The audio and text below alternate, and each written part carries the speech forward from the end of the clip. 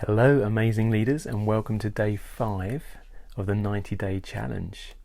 How are you all doing? Have you set your challenges yet? What are they going to be? Have you started? Are you on day 3 or 4? Or are you on day 5 with me? I know that somebody else has jumped straight in and they started on day 1 as well. And this person's an amazing person, amazing leader, and she is actually got 6 different challenges on the go. Not something every day necessarily, but a wonderful range of different things that she's going to be doing over the next 90 days, and has really looked into it and really jumped on board with it as well. So I'm really pleased that you all are doing different things, and I can't tell you how exciting it is for me to hear the different things that you're doing. It's really inspiring me, so keep it up. So today I'm just getting ready, as you can see, to go out on one of my runs, which has been really good. I'm really looking forward to that. And today's question is, how old are you? Now, what I mean by that, you don't need to answer that. Don't put that in any comments if you don't want to. But how old would you be if you didn't know how old you were? Let me say that again. So how old would you be if you didn't know how old you were? Now, there's still some places in the world where they don't know their birth dates. It's not recorded down like we have here in the UK in a register that everyone knows and can see and can track. And they have a guess as to how old they were, or they were born in the summer or the winter or whatever it is. And I quite like that. It's quite a romantic idea. But we all typically know, most people watching this or listening to this will know how old they are to almost the minute maybe. I know exactly what time and date I was born, and that makes me a certain age. But how old do I feel right now? Do I feel the age that I actually am? Do I feel older, or do I feel younger? How old do you feel right now? And what's making you feel that age? Is it some stress maybe that you're under making you feel slightly older than you are, or a lot older than you are? Is it showing? Sometimes stress can show in our faces, in our bodies, and just the way that we're acting, and that can make us appear a lot older than we actually are. Maybe the other end of the spectrum, maybe that's where you are. Do you still get asked for ID in certain places anymore? Or when was the last time you were asked for ID?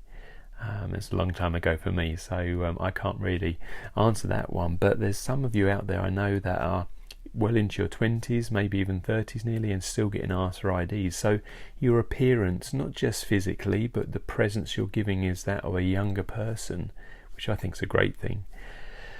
How old are the people that you surround yourselves with? Because that will do something to you.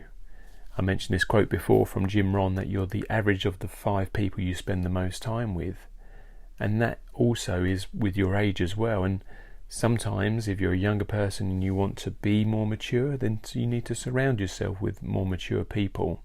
And I guess that works in reverse as well. If you're an older person and you want to appear younger, you need to surround yourselves with younger people. So whatever it might be, wherever you are physically, but whether you are where you are presenting yourself, how old do you feel right now? How old do other people think you are? Have you asked that question of other people? And here's another strange question around age. How old do you want to be in, say, 5 or 10 years' time? Now, the logical brain says, well, I know how old I'm going to be in 5 or 10 years' time, but let's take logic out of this. How old do you want people to think you are in 5 or 10 years' time? And can you actually reverse time? Can you go back a bit? Can you stay the same age that people think you are now? How would you do that? And it's not just with magical creams and potions that we might put on our face, or different things that we might do with our appearance. But how old do you want to feel inside? What do you want to do that keeps you young, keeps you feeling alive, and gets other people around you to think and feel the same as well? For most of us watching this, we probably consider ourselves an adult, but when do you think it was that you actually became an adult? For some of us, if we think back to our teenage years maybe, or our early 20s, maybe that's when we thought we were an adult. When we become 18 is a good age, isn't it? When we can vote and we can drink alcohol in the UK and different things like that. So when was it that you thought you were becoming an adult, or that you were an adult. And now maybe if you're a bit older and you're looking back, when do you actually think you became really an adult? What was the gap? So maybe you thought you were an adult at 18, but actually looking back now, it wasn't until you bought your first house, or you got married, or you had your first child, or you set up your own business, or whatever it was. What was it that actually now you look back and think, well, actually, that's probably when I became more of an adult? And what was the age gap between that? How many years out were you between thinking you were an adult and being one? And if you have children, or you surround yourself with other people, or you have people in your teams that are of that age you thought you were, do they now think they're an adult? And actually, they may have a bit of growing up to do still. And can you help them with that? How can you mentor them through that? How can you coach them? How can you just be around them and help them in those early years?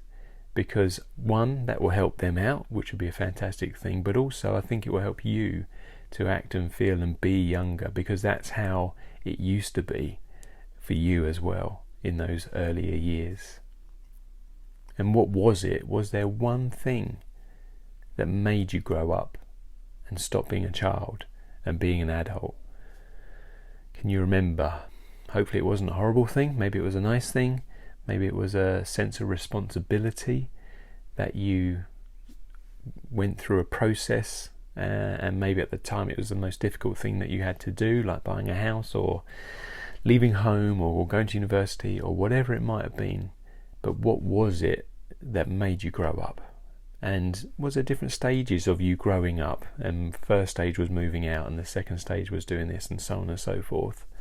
Where are you now within that journey of being an adult? I don't know that it ever stops really, and I think we continually learn if we can, to be a better adult and a better person. And this is called the Amazing Leaders podcast, or Facebook page, or Instagram. We're on all of those, even on YouTube as well. So we are amazing people, amazing leaders, not average. And I want us to separate ourselves from the average, and it shouldn't be too hard to do. And today we're looking at how old we are, and we've looked at different things over the past few days, and we've got lots more lined up over the next 90-day challenge, which I'm really excited to share with you and to get you involved with, and other people as well. So keep going with what you are doing for your 90-day challenge. Keep letting us know in the comments, and you can start today. It doesn't have to start on day one. Your day one is your day one, whenever that might be. But just keep going. Set a plan, get it in motion, and really go for it. And remember, why be average when you can be amazing?